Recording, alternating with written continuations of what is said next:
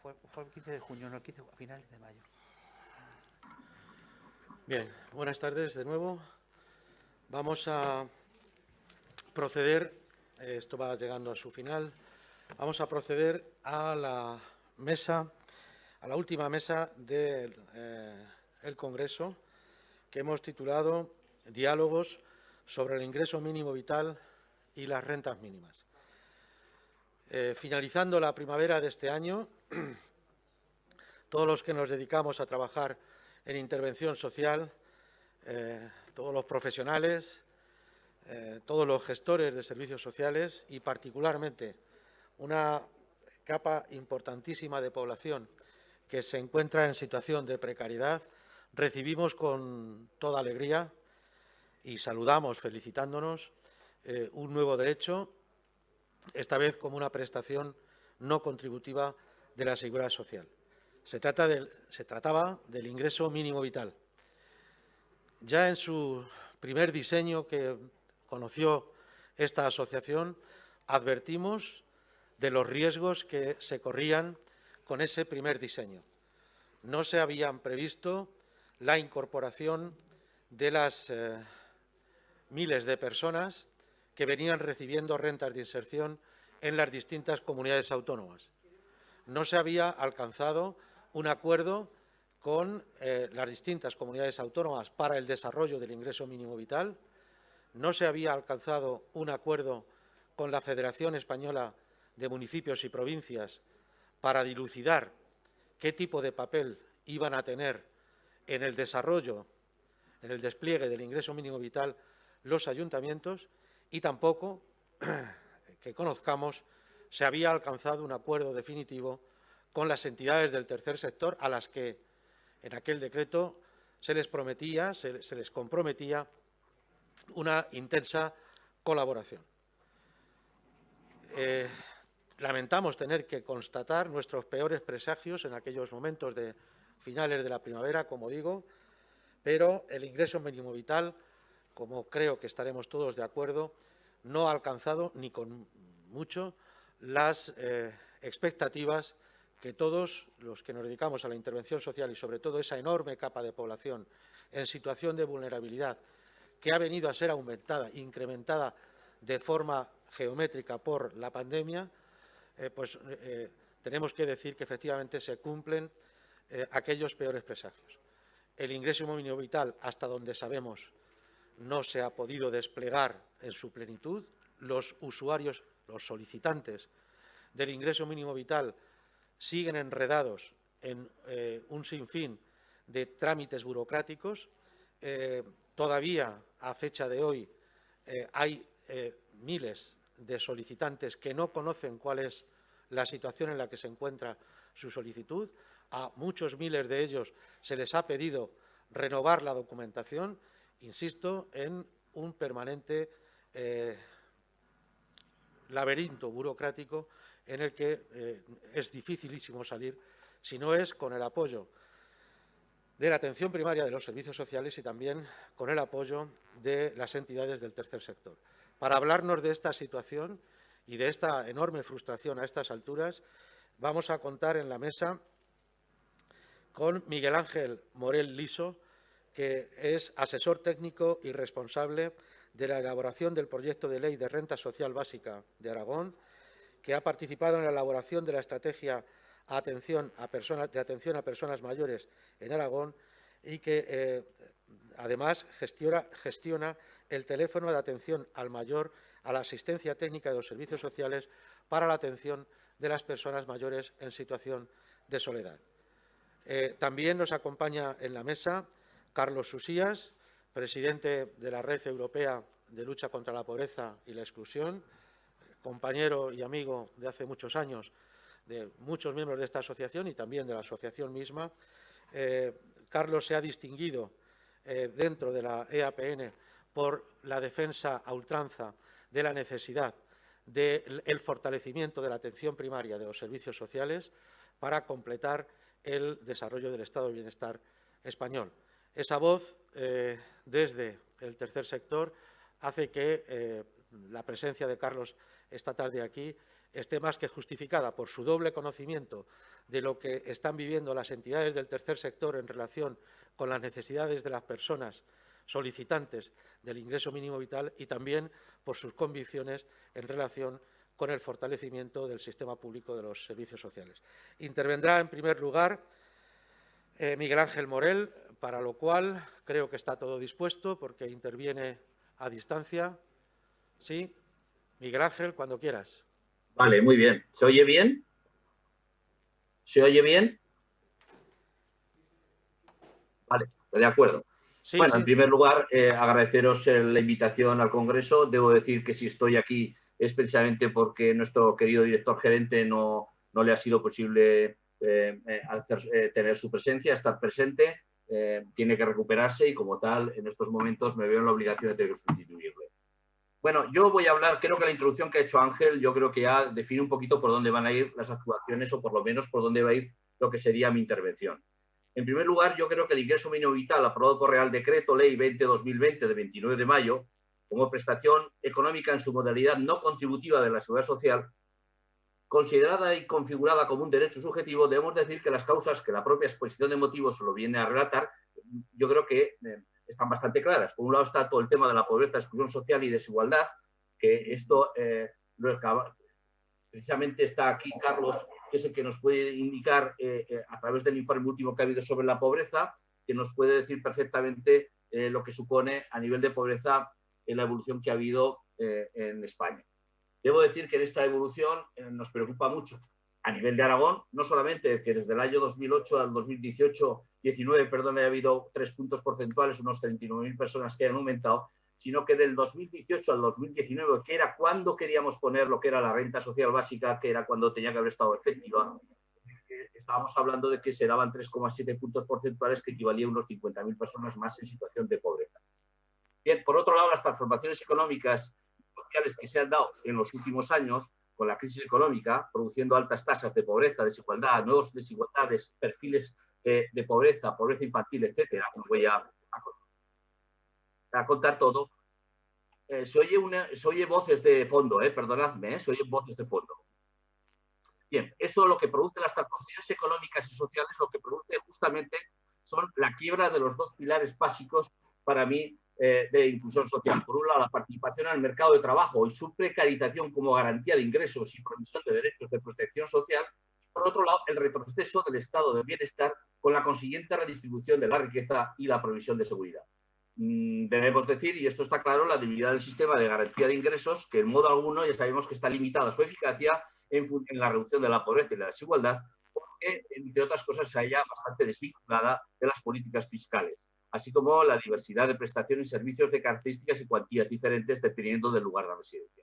Yo creo que todas estas cuestiones, además de que hay que enmarcarlo dentro de las recomendaciones europeas, de las políticas europeas, y el modelo social europeo que busca una sociedad inclusiva e igualitaria, yo creo que hay que enmarcarlo en lo que serían las causas que motivan la aparición. Como no podía ser menos, también vienen las recomendaciones de Europa sobre el cuestionamiento de la red de las rentas mínimas, que es de lo que vengo a comentar. El cuestionamiento de las rentas mínimas porque nos encontramos en estos momentos con una última red de prestaciones recogidas dentro de la garantía de ingresos, que competencia exclusiva de las comunidades autónomas, que son heterogéneas, con muchas diversidades territoriales, que necesitaban ser revisadas. Algunos se habían hecho de segunda generación, nosotros lo intentamos con la renta social básica, pero no cabe duda de que estaban en cuestión, porque aunque siendo una red que en algunos casos era sobreprotectora, en otros no, siendo una red necesaria dentro de la garantía de ingresos como último eslabón, no cabe duda que en el marco de la garantía de ingresos se quedaba corta y era necesario establecer lo que yo creo que era lo que se ha pretendido con el ingreso mínimo vital, que en estos momentos lo que pretende es prevenir y luchar contra la pobreza y exclusión, eso sí, asegurando un nivel de renta a los hogares sin recursos, se entiende, redistribución de renta, porque yo creo que es una medida redistributiva, y buscar una inclusión social y participación en el mercado laboral. Que esto está por definir lo que es el tema de la inclusión social, porque luego diremos los peros que encuentro yo a todo esto. Por otro lado, está garantizar la participación plena en la vida social y económica y la implicación de las comunidades autónomas y entidades locales, algo muy importante dentro de lo que es la estructura de lo que debería ser el sistema de garantía de ingresos. Bien, aquí lo importante es que es la pretendida y necesaria respuesta. Todo esto que hemos dicho de causas, todo esto que viene a la exposición de motivos, todos los objetivos que se pretende, realmente el ingreso mínimo vital responde a esto. Hombre, como prestación no contributiva integrada en el sistema de la seguridad social, yo tengo que decir que supone el mayor avance, y así lo recoge, y se recoge en todos los sitios, el mayor avance en los derechos sociales en nuestro país desde la aprobación de la Ley de Dependencia. Por otro lado, es un avance sustancial en la política estatal en la lucha contra la pobreza y la desigualdad. Es una medida estructural que refuerza el sistema de garantía de ingresos. Es complementaria con las rentas o prestaciones establecidas en las comunidades autónomas. Y es un derecho ciudadano de renta garantizada que asegura una red última de seguridad dentro de la garantía de ingresos. Por tanto, aparentemente es la que queríamos, no, por lo menos es lo que pretendíamos. Ahora bien, pero como siempre suele pasar, hay un pero.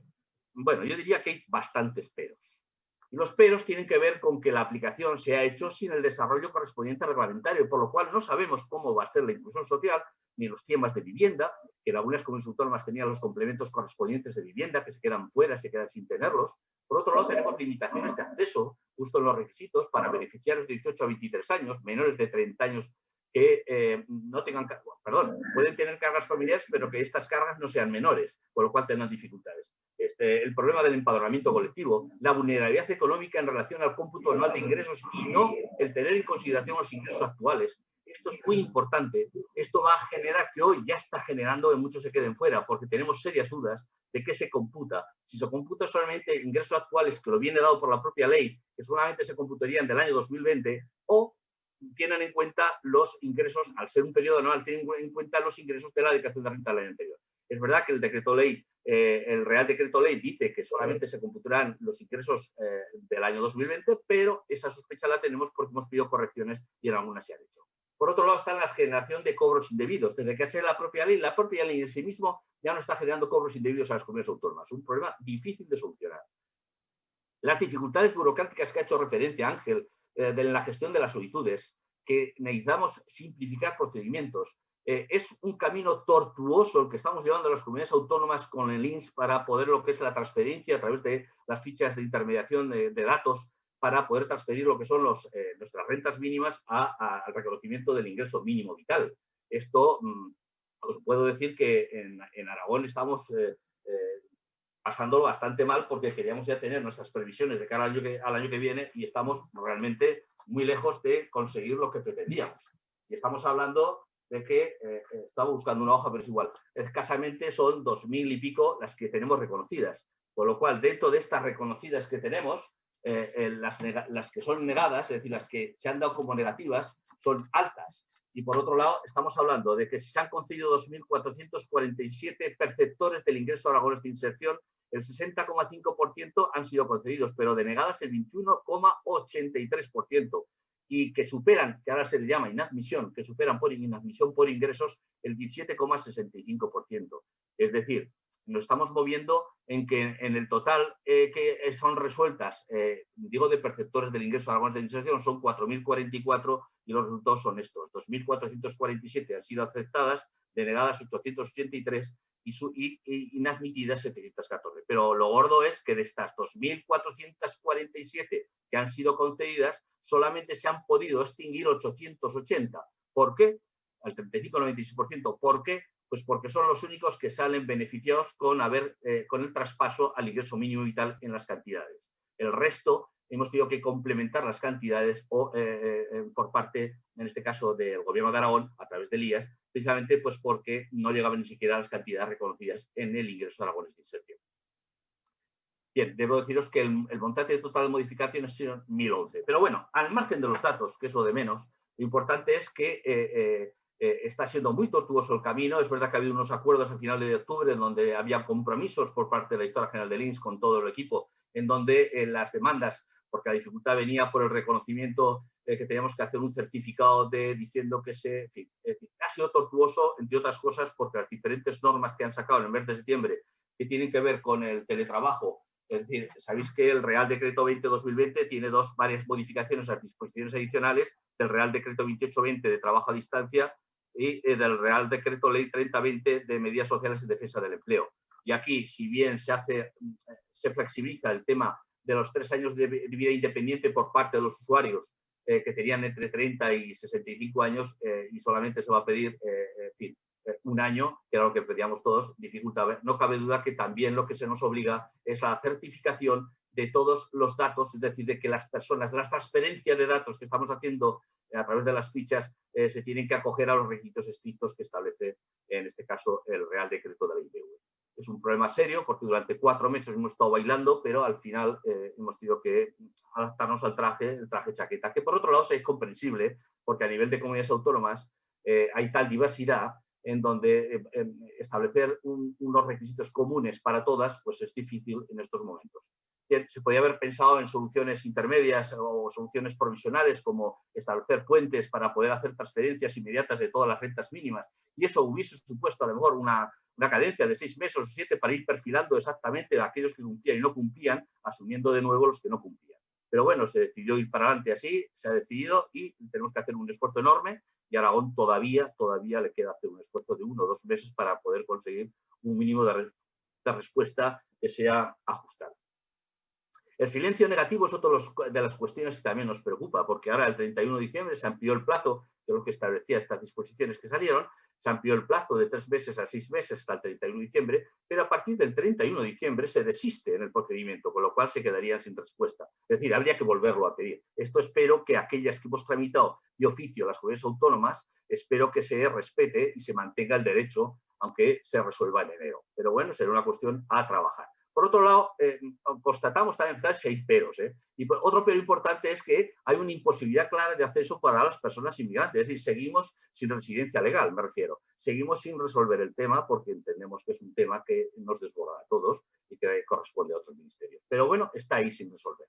Por otro lado, también otros peros tiene que ver con que no contempla, este traje a chaqueta no contempla algunas de las cuestiones que las comunidades autónomas contemplaban. Por ejemplo, Aragón teníamos deducciones que tenía que ver con ascendencia y descendencia y tenía que ver con discapacidad, que esto va a agravar. Esto ahora resulta que antes se les agravaba un 70, un 80%, dependiendo de qué cuestiones eran, y esto les va a agravar ahora en el cómputo de ingresos. Pero bueno, bien, digamos que ¿qué papel hemos jugado las rentas mínimas ante esto que se nos ha presentado? Que por un lado vemos que era necesario y por otro lado vemos todos estos peros que son dificultades de organización y gestión. Tengo que decir que es verdad que esta ley obedece a la necesidad y yo creo que es importante tener en cuenta esto, también a la oportunidad y la conveniencia de sacarlo. Y máxime cuando se agrava por todo el tema del COVID, que no lo he dicho en la causa primera, pero con la duda que esto agrava la situación todavía más de pobreza y desigualdad que se está generando y sobre todo en general porque viene motivado por el estado de necesidad.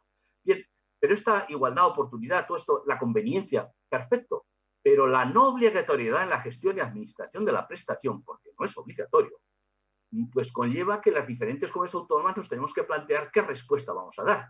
Unas entienden que puede ser de gestión directa, como el País Vasco y Navarra, porque tienen su hacienda propia y entienden que lo pueden hacer. Otras entendemos que tiene que ser por la vía de la complementariedad. Es verdad que la ley sale como complementaria a las rentas mínimas, pero al final parece que estamos haciendo un juego de palabras en donde las rentas nos vamos a convertir en complementarias del ingreso mínimo vital, que es estructural y ataca a la pobreza severa, pero no al resto de situaciones.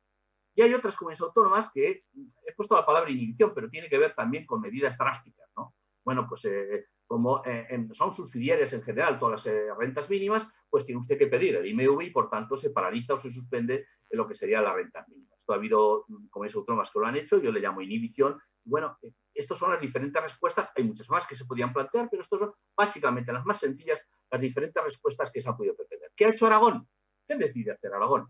Pues Aragón, que eso sí que tengo el honor de poder colaborar con el director gerente, no solamente en lo que es la transferencia de lo que son la renta mínima de Aragón al ingreso mínimo vital, sino en la elaboración del decreto ley que hemos hecho, precisamente para salvar algunos de otros obstáculos que no he dicho, de otros peros que no he dicho, como es el tema importante, que era el que teníamos que pedir por el tema de protección de datos, la autorización a cada uno de los en este caso, de los perceptores. Y esto lo resolvimos o lo hemos resuelto con el tema del decreto ley 5/2020 que hicimos en Aragón, que es un poco el que establece la prestación aragonesa complementaria del ingreso mínimo vital y el servicio público aragonés de inclusión social. Además de estar haciendo esto, también ya tenemos el decreto de desarrollo que se ha presentado y bueno, y estamos ahí que luego lo contaré al final un poquito. Bueno, y lo más importante, quiero decir, cuando sacamos este tipo, la prestación aragonesa complementaria, no nos quedemos solamente en el tema de la prestación, que lo estamos hablando porque hablamos del ingreso mínimo vital, pero hay una parte de la inclusión que está por definir a nivel estatal en ese decreto de desarrollo, que nosotros en Aragón sí creemos en ello, que es el Servicio Público Aragonés de Inclusión Social. Queremos dar un vuelco al concepto de la inclusión social, el concepto de acompañamiento, el papel que tienen que tener los servicios de atención primaria, el papel de los servicios especializados, el papel de las entidades, el trabajo intersectorial y de gestión coordinada e integrada. Todo esto es un reto de futuro, de presente ya tenía que estar, pero de futuro que queremos por lo menos iniciar, aunque sea con experiencias pilotos, pero queremos iniciar. Bien, pues vamos a decir, pues Aragón lo que decide es complementar el ingreso mínimo vital y por eso, y para salvar todos estos obstáculos que estamos hablando, pues bueno, intentamos que sea elaborar el decreto, como he dicho, el decreto ley 5/2020 y que como prestación periódica de derecho subjetivo de naturaleza económica subsidiaria del IMV y en su caso complementaria. Ahí queda claro. Por tanto, nosotros hemos optado por esta vía. No la inhibición, no la gestión directa, porque esto depende del ministro que acepte o no en función de cada comunidad autónoma, pero sí porque sea una prestación de derecho subjetivo, subsidiaria y complementaria. Los beneficiarios no me voy a extender porque sería lo tenéis, podéis hacer a través de Google y lo tenéis. Pero nosotros vamos directamente a las personas vulnerables económicamente que no cumplan todos los requisitos para ser titulares del ingreso mínimo vital. Estamos hablando de personas sin cargas familiares de edad 18-22, personas sin hogar, en fin, pusimos varios ejemplos de perfil, que luego ya veremos si continuamos con grupos o no. Pusimos varios ejemplos con el fin de hacer ver a todos, a toda la ciudadanía, en concreto a las entidades sociales y entidades locales, que son las que van a colaborar en todo esto, para mí es muy importante, el resto de perfiles se desarrollarán reglamentariamente. Luego, al final, que me quedan solo 2 diapositivas, podemos ver en qué situación estamos. ¿Por qué se elabora este decreto ley? Bueno, en primer lugar, la aprobación del ingreso mínimo vital nos está obligando a todos, tanto a nivel de prestaciones de garantía de ingresos estatales como de comunidades autónomas, a hacer una reforma. Nosotros ya no la habíamos puesto porque en el tema de la lucha contra la pobreza y la desigualdad en Aragón, en la última legislatura era un posicionamiento decidido. Ahí vinieron una serie de modificaciones que ha habido legislativas a nivel de Aragón y que ha estado orientada en este sentido. Bien, pero además que ahora nos planteábamos una reforma y coordinación de las prestaciones del sistema porque había que dar respuesta a lo que nos estaba viniendo, agravado por el COVID-19. Había que garantizar prestaciones complementarias a las personas que no pueden acogerse y establecer apoyos en la inclusión, que era el reto que os he contado antes. Los objetivos: garantizar una respuesta digna a situaciones de pobreza y la puesta en marcha de un sistema de responsabilidad pública de apoyo a la inclusión.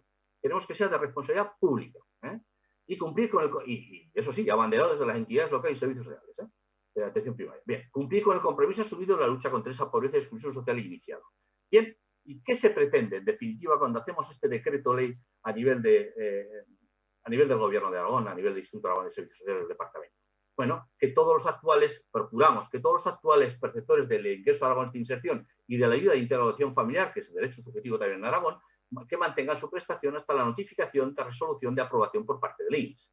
Que aquellos que pudiesen verse perjudicados se les garanticen las cuantías que venían percibiendo del IAI y la IF. Por eso, cuando he dicho los datos, vale, nosotros hemos asumido que que solamente extingamos aquellos que salen cuyas cantidades son mayores y en aquellas que las cantidades no igualan las que tenían el ingreso a Aragón de inserción, que las mantengamos. Hemos impulsado también las ayudas de integración familiar porque en función del número de miembros y del tramo de los ingresos que tenga la familia, es más beneficiario pasarse al ingreso mínimo. Por tanto, las transformaciones en la Comunidad Autónoma de Aragón se tenían que dar. Y luego nos hemos planteado también que pretendíamos como objetivo que aquellos que le fuese denegada la solicitud de IMV continúen percibiendo el IAI y la ayuda de integración familiar hasta la finalización del periodo que tuviese reconocido. Bien. Bueno, ¿en qué situación actual estamos?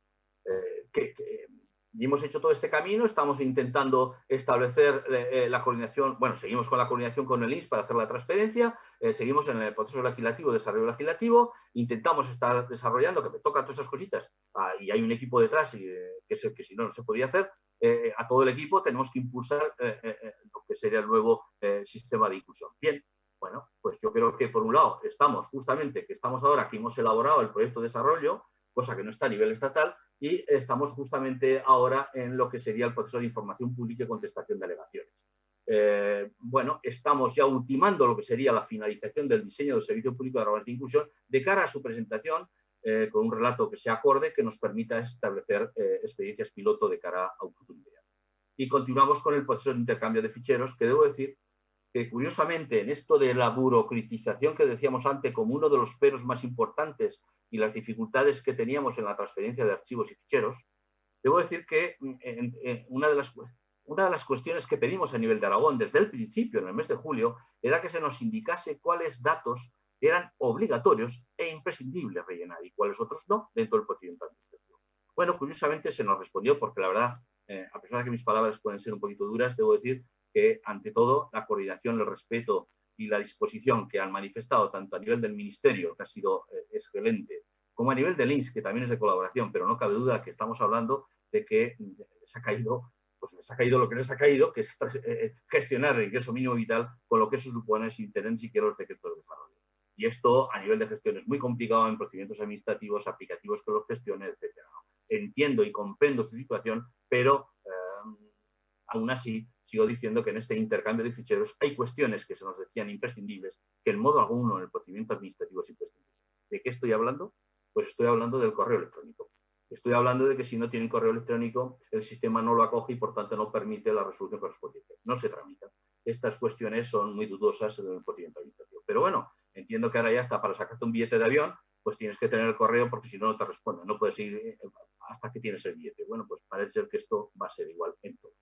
Bueno, esta es la situación en la que nos encontramos. Es verdad, antes de terminar, quería decir, es verdad, a ver, lo anterior, es verdad que para nosotros era un reto muy importante.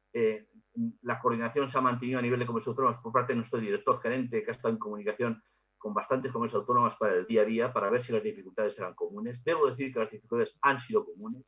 Desde disponer del piso correspondiente por parte de los usuarios para poder tramitar de cara a la confidencialidad, desde que hay requisitos o en este caso datos que se nos exigen como obligatorios que dentro de las propias solicitudes no quedaban registrados, porque el problema no es que no queramos hacerlo, es que nuestros propios sistemas que tenemos registrados, los sistemas informáticos, hay datos que nosotros no los solicitábamos.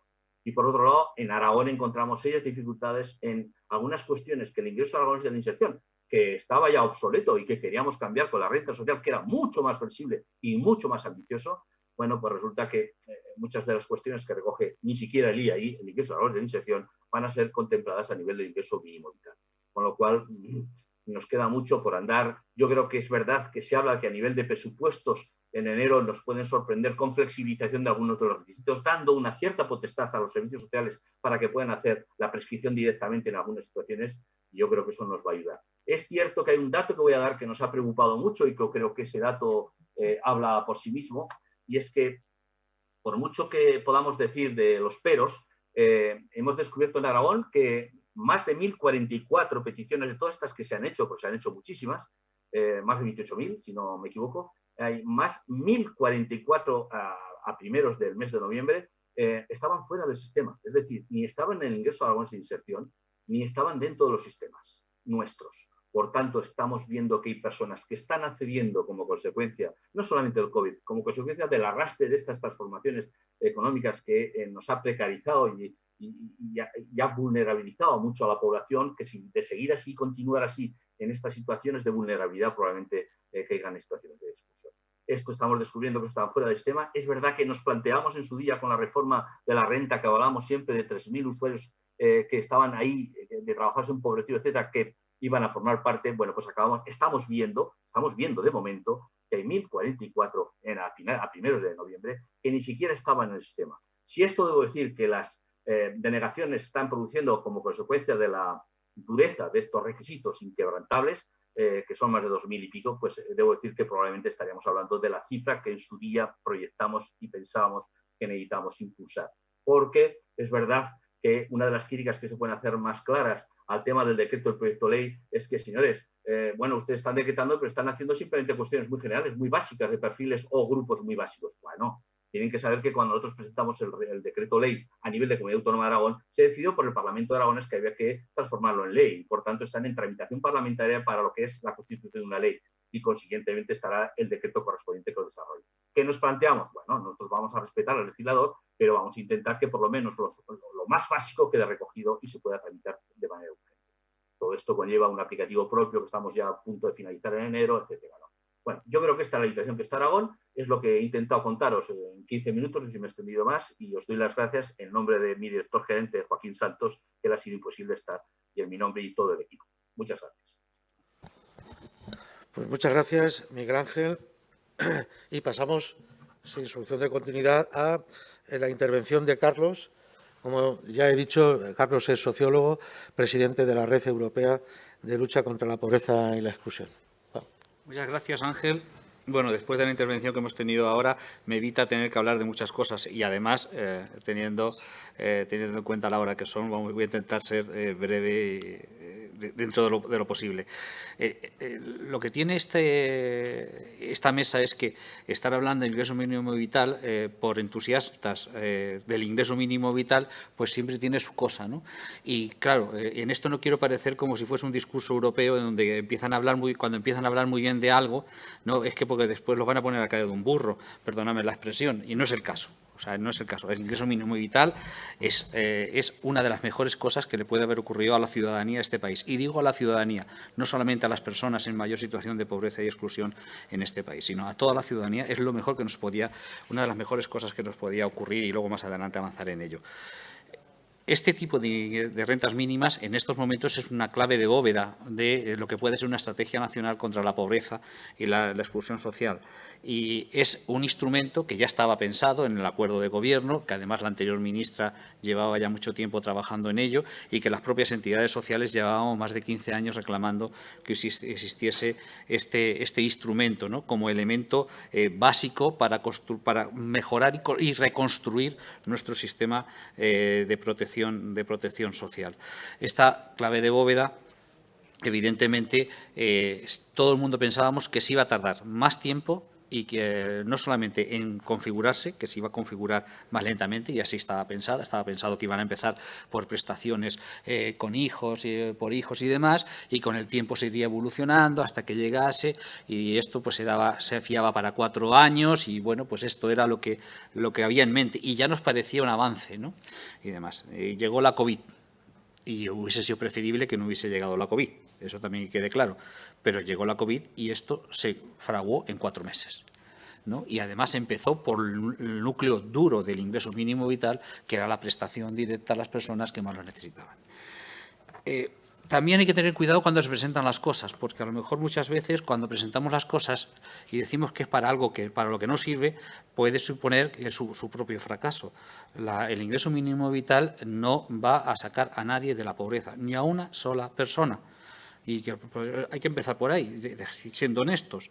O sea, el ingreso mínimo vital lo que va a ser paliar las situaciones más graves y más dolorosas de pobreza. La pobreza severa es donde verdaderamente va a actuar y es donde debe de actuar, ¿no?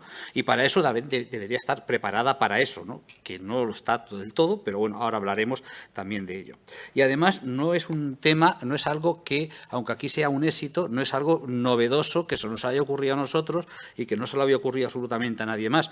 Era al contrario, éramos de los pocos que no lo teníamos y verdaderamente hacía bastante falta. Pero es que además, en el Pilar Europeo de Derechos Sociales, el Pilar 14 nos dice, en el punto 14, nos dice la necesidad de que exista un sistema de rentas mínimas a nivel europeo, en cada país de la Unión Europea. Y las conclusiones del Consejo de julio, las conclusiones que propone la presidencia alemana, ya nos habla de la necesidad de esos ingresos mínimos necesarios para la población europea.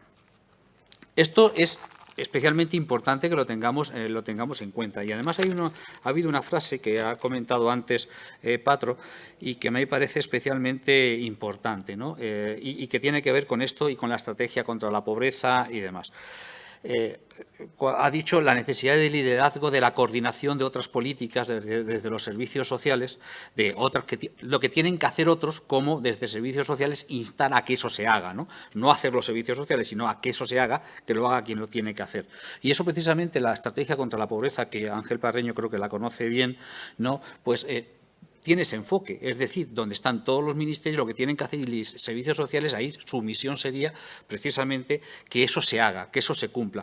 Y una de las cosas que se hagan y que se cumplan estaría el ingreso mínimo vital, que, como hemos dicho, es parte de la política de rentas de este país, ¿no? Por lo tanto, tenemos que actuar en esas direcciones y hay que decir qué cosas están funcionando, qué cosas no funcionan y cómo está llegando y cómo cumple su función con respecto a las personas a las que va dirigido expresamente el ingreso mínimo vital. Antes, mi compañero de mesa ya lo ha dicho claramente, las grandes dificultades. Tengo aquí me había preparado un listado de toda la gente, todas las dificultades que está viendo y demás. Yo creo que no es necesario entrar en ellos. Si luego alguien lo quiere, yo se lo puedo pasar, no hay ningún problema. Pero sí es necesario dejar claro que el ingreso mínimo vital, por ejemplo, si queremos atacar la pobreza severa, que es una de las intenciones que se supone que tiene, primero debería llegar a estar en el nivel de cobertura de la pobreza severa, cosa que no está en estos momentos, pero se puede avanzar, lo importante es que ya está, se puede avanzar con un pequeño esfuerzo. Y segundo es ver cómo se cubre a aquellas personas que quedan fuera del actual ingreso mínimo vital, que desde las entidades sociales estamos reclamando que se amplíe el nivel de cobertura y, de hecho, ahora mismo también se está discutiendo en el Parlamento, ¿no?, la ley del ingreso mínimo vital. Que, por cierto, quiero hacer una referencia en la situación en la que estamos viviendo en estos momentos, porque estamos diciendo que no está terminando de funcionar y demás, y es verdad, pero estamos con un Real Decreto que está siendo modificado conforme está funcionando para ir adaptándolo. Al mismo tiempo estamos tramitando una ley en el Parlamento y al mismo tiempo las comunidades autónomas, está habiendo 17 movimientos distintos en cada una de las comunidades autónomas, aunque antes se ha intentado hacer como dos grandes bloques de cómo estaban funcionando, pero la verdad es que son 17 comunidades autónomas, cada una tomando sus decisiones de complementariedad con respecto al ingreso mínimo vital. Partiendo de que nosotros, las entidades sociales, pedimos que el ingreso mínimo vital fuese básico y fueran las comunidades autónomas las que lo complementasen, no que el ingreso mínimo vital viniese a complementar el sistema de rentas que tenían montadas cada una de las comunidades autónomas. Y luego hacer referencia también a una cosa que ha comentado antes Patro, me parece también importante, ¿no? Y además es que ¿qué hacen la ley de servicios sociales de las comunidades autónomas? Todo esto de las rentas mínimas, las rentas básicas, las rentas no sé cuántos, como se estén llamando. Lo comparto, pero por Dios, no lo toquen hasta que no funcione el ingreso mínimo vital. Cuidado. Vayan pensando, vayan mirando cómo lo pueden articular la complementariedad, pero no lo toquen. Cuidado con ello, porque es que nos podemos encontrar con que ni lo uno ni lo otro. Y ojo, es verdad que el ingreso mínimo vital no está funcionando, desde luego, a la velocidad que tenía que estar funcionando, con las trampas burocráticas que estamos encontrando y asumo las críticas que se han hecho hasta ahora sin mínimo reparo. Pero en muchas comunidades autónomas el ingreso mínimo vital ya está dando más cobertura que había con el sistema de la propia comunidad autónoma, ¿eh? Ya, en estos momentos, sin estar funcionando, ya está dando más cobertura. Eso también lo tenemos que tener en cuenta. Que eso está ocurriendo. ¿Esto qué quiere decir? ¿Que está funcionando el ingreso mínimo vital? No, que tenemos que ser conscientes de la cosa que teníamos y que seguimos teniendo hasta que la cosa funcione y se cambie y demás. Porque había algunas comunidades autónomas que tenían un buen sistema de rentas mínimas articulado. Todos pensamos en las dos de siempre. Luego había otras que estaban medianamente decentemente, pero había otras muchas que era impresentable lo que se tenía. Por lo tanto, que seamos conscientes de lo que estamos hablando en estos momentos con respecto al ingreso mínimo vital y los retos que tenemos con él. Luego, otro elemento importante que nosotros hemos defendido durante mucho tiempo, se ha hecho referencia en la intervención anterior, es elementos que la propia ley contempla, el decreto contempla y que no se están desarrollando. Nosotros desde la Red de Lucha contra la Pobreza hemos estado solicitando, planteábamos que nuestro sistema de rentas mínimas estatal tenía tres patas, ¿no? La nuclear, que era esta que estamos hablando de ingreso mínimo vital, pero luego teníamos otra, que era la prestación por hijo a cargo, que se ha medio fulminado, por no decir que se ha fulminado y demás. Entonces necesitamos una prestación por hijo a cargo y cuanto más universal, mejor, como tenemos en la mayoría de los países de la Unión Europea. Y eso también sería parte de la política de rentas en estos momentos. Y la prestación por hijo a cargo es muy necesaria. Es verdad que había una propuesta que la llevaba María Luisa en su primera propuesta de ingreso mínimo vital, que estaba vinculada a determinados escalones de renta, no solamente para los que tuviesen ingreso mínimo vital, sino para escalones superiores. Sobre todo porque es especialmente importante eliminar la raya del agravio. Es decir, a partir de que tienes no sé cuánto, sí tienes derecho a esto y a partir de 1 euro menos ya no tienes derecho a esto. Con esto hay que tener mucho cuidado. Y en el tema de prestación por hijo a cargo, mucho más. Por lo tanto, tendríamos que tender a la universalidad. Y luego estaba la otra parte, que eso está contemplado en el Real Decreto, que es el tema de vivienda.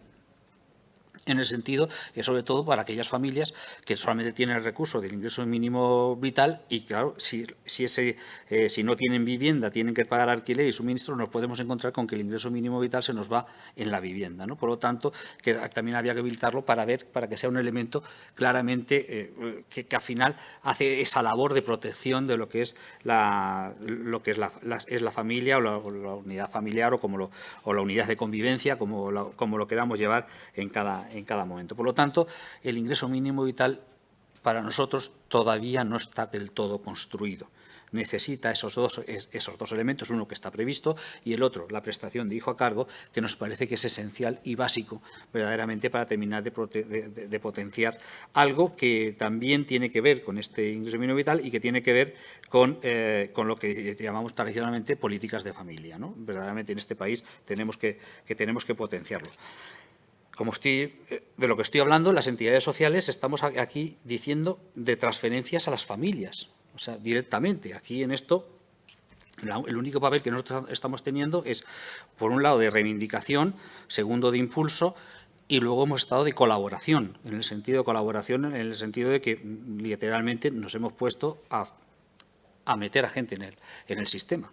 Han empezado a hacerlo las entidades sociales. A lo mejor hemos contribuido con ello a que hayan llegado mucho más de lo que se esperaban en un principio, porque es verdad lo que sí se está diciendo. El tema de la brecha digital es insalvable y es verdad que se han llegado 1.200.000, decía esta mañana el ministro, de solicitudes de ingreso mínimo vital. Pues eso tiene que ver mucho pues con los apoyos que ha habido de los servicios sociales básicos, que al final han terminado haciéndolo y demás, aunque en principio se decía que no era misión esencial, pero lo han terminado haciendo, y las entidades sociales que literalmente se han puesto a hacerlo por su cuenta y riesgo, ¿no?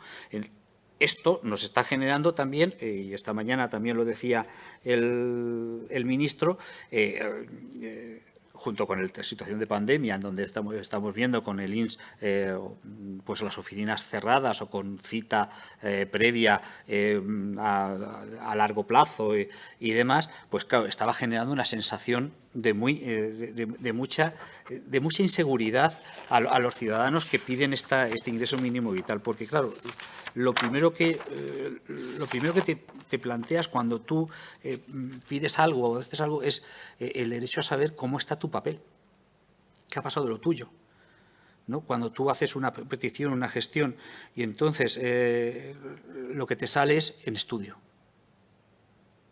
Y claro, tú haces la solicitud y hasta que recibes la solución, tú si intentas saber algo, es que lo están estudiando. O sea, esa falta de información a la ciudadanía también genera unos niveles altos de ansiedad.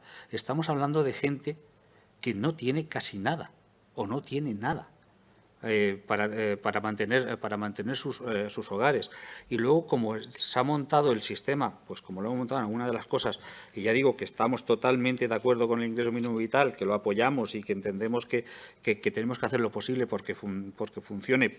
No porque funcione el ingreso mínimo vital, sino porque a la gente le llegue y porque a la gente esté mucho mejor. Pero sí es verdad, es que se ha comentado antes, y no quiero repetirme en exceso, es que si hacemos el cómputo de los ingresos de la familia, teniendo en cuenta lo que tú ingresaron el año anterior o en el último año, en una situación de pandemia que es la que justifica que se haga precisamente el ingreso mínimo vital a esta velocidad, pues estamos cayendo en una verdadera contradicción, ¿no? Y más, bueno, pongo un ejemplo simplemente.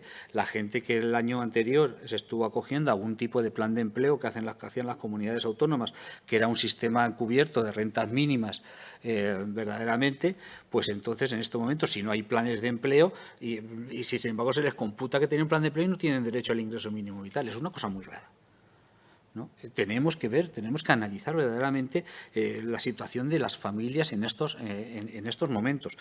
Y no digamos ya cuando empecemos a ver los casos más dificultosos. Tenemos la sensación, es una sensación, no lo podemos afirmar, que precisamente se ha agilizado mucho precisamente la gestión de aquellos casos que estaban como más claros, ¿no? Que podían ser, pero posiblemente los que estén menos claros, posiblemente porque sean más complicados y sean mayores situaciones de necesidad, pues lo mismo son los que están más retenidos y están costando más trabajo y saliendo adelante, ¿no?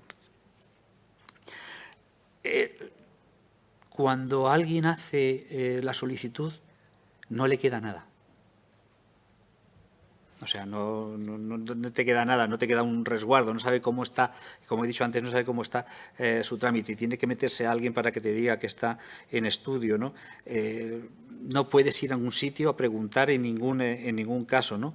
Y luego, al mismo tiempo, y aquí entramos en otro apartado, al mismo tiempo te puedes encontrar con que te llega cualquier tipo de comunicación desde la comunidad autónoma o noticias de la comunidad autónoma. Son 17. No es lo mismo como ha trabajado Baleares, ¿no?, a como ha trabajado, yo voy a decir, Castilla-La Mancha, que es la mía. Y demás. No son ninguna, son iguales. Cada una lo ha hecho de una manera distinta. Y hemos visto, afortunadamente, toma de decisiones y correcciones a la decisión tomada, que ha sido casi siempre cuando han corregido han acertado más que cuando tomaron la primera decisión. Tuvimos la sensación de que había una prisa loca por endilgar lo que tenían, aunque fuese poco, al ingreso mínimo vital. Y eso nos preocupaba mucho, porque luego también teníamos una terrible preocupación o sensación de que nos podíamos estar encontrando con que lo que había era que esto lo asumía el Estado y yo me liberaba de esto. Quiero recordar que las políticas de inclusión son también competencia, y en estos momentos todo el mundo dice que es casi exclusiva, yo creo que debe de ser más compartida con la Administración del Estado, pero son competencia exclusiva de las comunidades autónomas. Y de hecho lo han dicho las comunidades autónomas en muchos casos. Por ejemplo, ahora que dicen que el Estado se tiene que implicar más, pero hubo en cosas, voy a poner una anécdota simplemente, en el IRPF, la gestión del IRPF, ¿no?, las comunidades autónomas han reclamado, activa por pasiva y por perifrástica, han reclamado que la asistencia social, entendida como política social, es competencia exclusiva de la comunidad autónoma. Y el Tribunal Constitucional les ha dado la razón. Por lo tanto, si la inclusión social es competencia exclusiva de la comunidad autónoma, los recursos los tiene que poner la comunidad autónoma. También. Es decir, esto que llega de transferencia del Estado es un impulso para poner una buena base para poder construir un buen sistema de inclusión, un buen sistema de protección social en la comunidad autónoma. Pero la competencia de la comunidad autónoma, el dinero lo tiene que poner la comunidad autónoma. Pasa como en las políticas de vivienda. Hay algunas comunidades autónomas que simplemente se dedican, gastan aquel dinero que les llega del plan de vivienda estatal. Este es un apoyo. La política de vivienda es política exclusiva de la comunidad autónoma. Por lo tanto, señores míos, ¿cuánto pone usted en sus políticas de vivienda?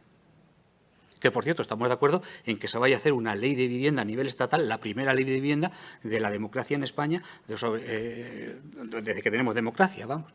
Por lo tanto, tenemos que ver un poco también dónde están las competencias y qué es lo que estamos haciendo cada uno de nosotros. Y ya digo, las 17 comunidades autónomas son 17 casos distintos.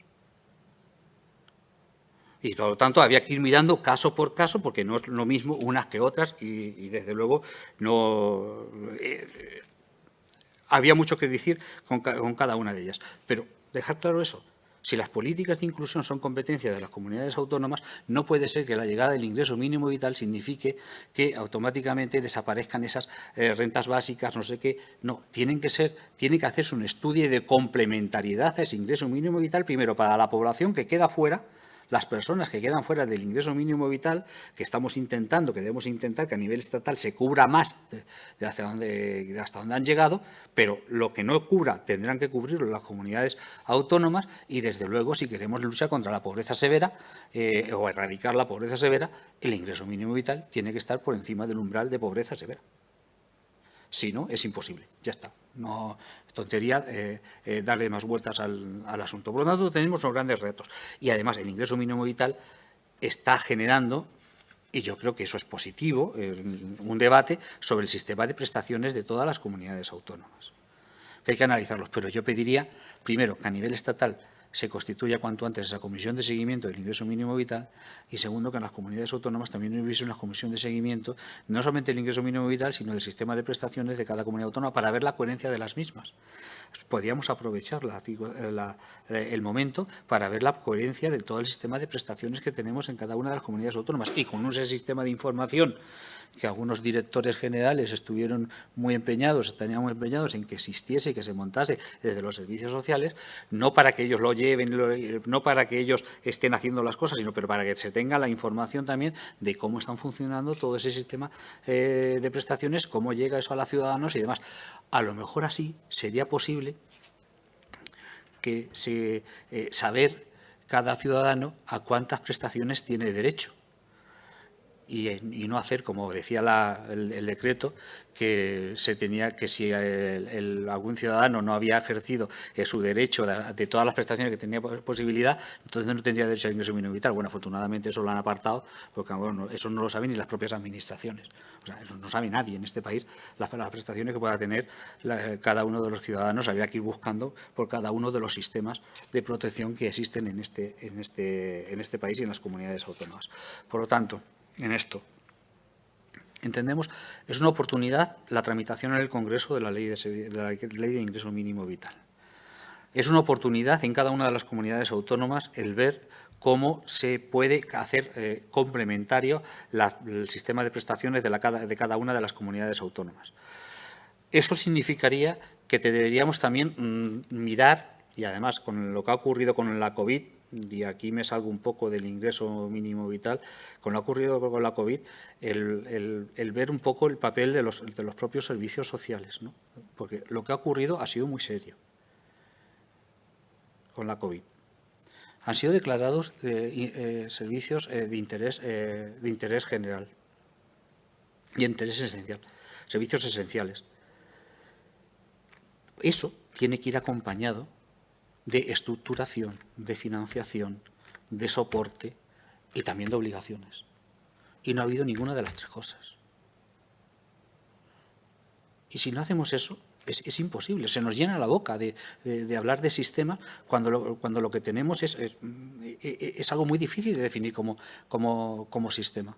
En algunas comunidades autónomas que yo conozco, yo digo que hubo en la anterior crisis no hubo un cambio del modelo de servicios sociales, simplemente se hundió el modelo. No se cambió nada. Se dejó de financiar el modelo y se le dejó caer directamente. Y entonces no podemos decir ahora que es que los servicios no funcionan. Pues claro que, pero ¿cómo van a funcionar? Si no existen una estrategia de financiación, de soporte, en definitiva, de articulación. El ingreso mínimo vital es una gran oportunidad para la ciudadanía, como he dicho al principio. Primero, porque esta política de rentas, si funciona, cuando esos 3.500 millones que podría terminar suponiendo el ingreso mínimo vital y demás, son 3.500 millones que es inyección directa a la economía. Que es que además eso significa que ese dinero pasa por las familias, pero no se queda en las familias. Mejora la situación de la familia, pero se va directamente al desarrollo comunitario, se va al desarrollo económico, se va al comercio, al pequeño comercio, a los suministradores de la familia, de los hogares. Por lo tanto, es una política de inteligencia económica. Además de estar haciendo una política social que es equitativa, que es redistributiva, por supuesto. Por lo tanto, en la posición desde la Red de Lucha contra la Pobreza, y aquí también quiero decir también desde la propia plataforma del tercer sector, de la que también soy vicepresidente, decir que entendemos, primero, que la ley de ingreso mínimo debe de ser mejorada por su paso por el Parlamento. Segundo, que se debe de poner en marcha cuanto antes un sistema de prestación por hijo a cargo, de lo más universal posible. que hay que poner en marcha, aparte de la ley de vivienda, con las políticas que estamos planteando, sobre todo para los sectores más vulnerables y con la metodología europea para evitar la exclusión residencial, pero también, por supuesto, en ingreso mínimo vital poner en marcha esa parte que estaba contemplada ya en el propio decreto para temas de alquiler. Y, por supuesto, entendemos que la estrategia contra la pobreza debe de hacerse los programas de acción que estaban previstos anualmente y que entre pandemia y fiestas electorales ha sido imposible llevarlo adelante, pero que es especialmente necesario. Y, por último, también decir que seguimos defendiendo la necesidad de una directiva europea de rentas mínimas para que consolide los avances que estamos teniendo, porque ya hemos visto y hemos conocido muy bien que estos avances no nos creamos nunca que son irreversibles, pueden ser reversibles, lo hemos visto. Por lo tanto, los tenemos que afianzar y, desde luego, los tenemos que consolidar. Y una directiva europea nos ayudaría bastante a que esto fuese así. Y nada más. Muchas gracias. Muy bien, pues muchas gracias, Carlos. Han quedado, yo creo, sobre la mesa las dos miradas, desde unos servicios sociales públicos y también desde una entidad del tercer sector que cree en el sistema.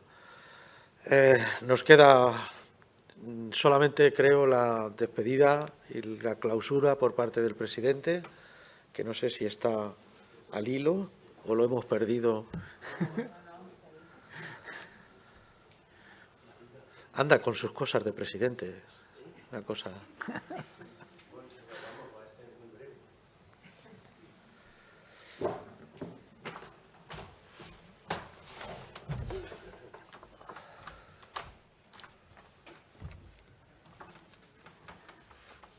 Hola, muy buenas tardes, noches casi a todos y a todas. Hemos llegado al final de nuestro congreso, un congreso atípico, lleno de dificultades. Hemos hecho hasta el más difícil todavía. Hasta ha habido un fallo mundial en Google que ha afectado a YouTube. O sea, ya era impensable que la Asociación de Directoras y Gerentes pudiese luchar contra estos elementos. Pero, a pesar de todo, hemos sido capaces de tener el congreso con unos fantásticos contenidos de ponencias. Estas ponencias van a estar colgadas en el canal de YouTube de la Asociación de Directoras y Gerentes de Servicios Sociales, y también, sobre todo, lo que más hemos echado de menos en este congreso es el afecto. Os hemos echado mucho de menos a todas y a todos que desde vuestras casas nos habéis seguido. Necesitábamos sentiros, necesitábamos abrazarnos, necesitábamos ver el afecto en estos tiempos de crisis donde los servicios sociales han sido superados por una maldita epidemia y nos han pasado por encima, a todos y a todas. Por eso hubiese sido necesario vernos. Estoy convencido que el año que viene nos veremos en un congreso de manera presencial aquí en Fuenlabrada y podremos darnos todos esos apoyos y esos afectos y esos abrazos a lo largo de 2 días en el cuarto trimestre del año que viene, en el 28 Congreso de la Asociación. Vamos a colgar las ponencias en el canal de YouTube de la Asociación de Directoras y Gerentes, y también a todos aquellos que os habéis inscrito os mandaremos, a lo largo de esta semana intentaremos terminarlo, si no el fin de semana que viene, una síntesis con todas las propuestas que han salido de estas ponencias. Habrá unas propuestas relacionadas con los servicios sociales comunitarios, después de 2 mesas fantásticas que hemos tenido al inicio de la mañana. También haremos una síntesis de las 2 ponencias sobre dependencia, con las propuestas que se plantean, también en el tema de residencias, en el tema de la Ley de Servicios Sociales y en el ingreso mínimo vital, que falta hace. Intentaremos también modificar todas aquellas cosas que vemos. Es decir, tenemos intención de luchar porque se cambie la ley de subvenciones, porque se cambie la normativa de las ayudas económicas de emergencia social. En definitiva, por cómo empezaba este congreso. Necesitamos 4 palabras: más presupuesto y menos procedimientos. Y esto es a lo que vamos a luchar y pelear desde la Asociación de Directoras y Gerentes a lo largo de todo este año. El año que viene nos veremos en el 28 Congreso de la Asociación, en esta ciudad maravillosa que nos acoge, con el apoyo de un ayuntamiento que tiene la amabilidad de acogernos cada año, con el apoyo de sus trabajadores y trabajadoras. A todos vosotros y vosotras muchísimas gracias, en especial a Álvaro, el director general de Acción Social de este ayuntamiento, pero también a todas sus colaboradoras y colaboradores que han estado detrás de este congreso para poder desarrollar este trabajo que espero haya sido de interés. Probablemente el año que viene, y hoy aquí lo planteamos, renovamos otra vez nuestro compromiso con la justicia social, con los servicios sociales, y lo hacemos desde la ética profesional y por imperativo ciudadano. Aquí vamos a seguir inexequibles al desaliento y, como decía en la proclama quijoteril, bien podrán quitarnos los encantadores la aventura, pero el ánimo y el esfuerzo jamás. Nos vamos a ver el año que viene. Muchas gracias a todas y a todos por acompañarnos.